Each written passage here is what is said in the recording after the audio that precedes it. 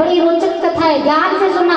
उसने भगवान शंकर की तपस्या की और भगवान शंकर की तपस्या करने के पश्चात भगवान शंकर प्रसन्न होकर दर्शन दिया। भगवान शंकर ने कहा वरदान मांगो। तो भस्मासुर ने क्या कहा कि हे प्रभु, मुझे ऐसा वरदान दीजिए कि मैं जिस किसी के भी सिर पर हाथ रखूं वो वही जलकर भस्म हो जाए।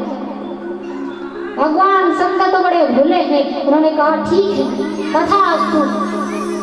अब उस राक्षस के मन में बड़ा विचार हुआ कि भगवान ने मुझे वरदान तो दे दिया कि जिसके सिर पर हाथ रखूं वो वही जलकर भस्म हो जाए, मैं ऐसा क्यों नहीं करता हूँ कि भगवान शंकर के ऊपर ही हाथ रख दूं, यही भस्म हो जाएंगे और माता पार्वती जी को मैं वर्ण कर दूंगी। भगवान शंकर के सिर पर हाथ रखने गए। भगवान शंकर ने सोचा ये कैसा है जो मेरे से वरदान मांगा और मेरे पे आजमा रहा है। भगवान शंकर भागकर भगवान ब्रह्मा जी के पास गए और कहा अरे ये भस्मासुर मेरे सिर पर हाथ रखेगा, मुझे भस्म कर देगा। ब्रह्मा जी ने कहा तो मैं क्या करूं, दो वरदान, मैं तो कुछ नहीं कर सकता। भगवान विष्णु के पास गए। विष्णु भगवान से कहा अरे भगवान हमारी मदद कीजिए। तो क्या हुआ, अरे भस्मासुर नाम का दैत्य है, उसने मुझसे वरदान मांगा कि जिसके सिर पर हाथ रखूं वो ही जलकर भस्म हो जाए और ये मेरा ही वरदान मेरे ही ऊपर चला रहा, मेरे ही सिर पर हाथ रखकर मुझे ही भस्म करना चाहता है। भगवान विष्णु ने कहा आप तो बड़े भोले हो, जब भी वरदान दो तो कम से कम सोच समझ कर तो दिया करो।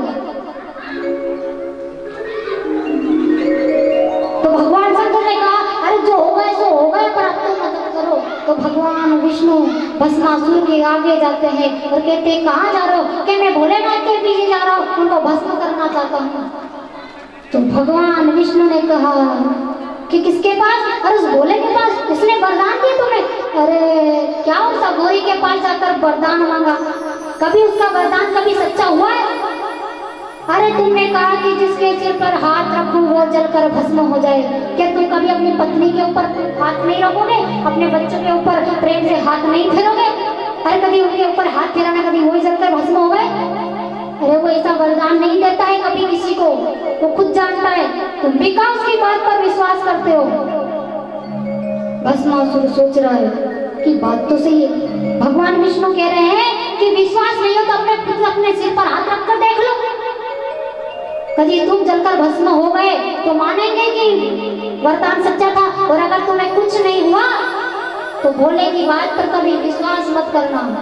भस्मासुर ने सोचा बात तो सही है, तो वहीं पर भगवान विष्णु के कहने पर भस्मासुर ने अपना ही हाथ जैसे ही सिर पर रखा वही जलकर भस्म।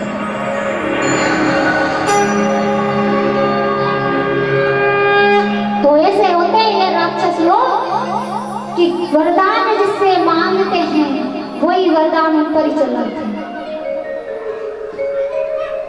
हिरण्यकश्यप ने ब्रह्मा से वरदान